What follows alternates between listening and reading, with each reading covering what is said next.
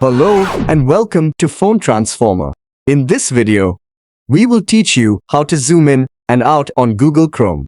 This is a very simple and useful feature that you might not know about. So stay tuned and don't forget to subscribe to our channel for more tips and tricks.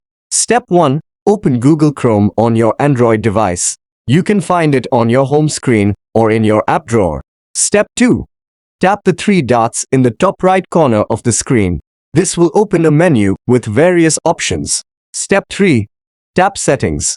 This will take you to the settings page of Google Chrome, where you can customize your browser preferences. Step 4. Tap Accessibility. This will open a page with options related to accessibility and ease of use. Step 5. Drag the slider to your preferred zoom level next to text scaling. You can choose any zoom level from 50% to 200%, depending on how big or small you want the text to appear on web pages. Step 6. Turn on the toggle next to Force and enable Zoom if required. This will enable zoom on web pages that prevent it, such as some mobile-optimized sites. This way, you can zoom in and out on any web page by pinching the screen with two fingers, just like you would do with a photo or a map. And that's it.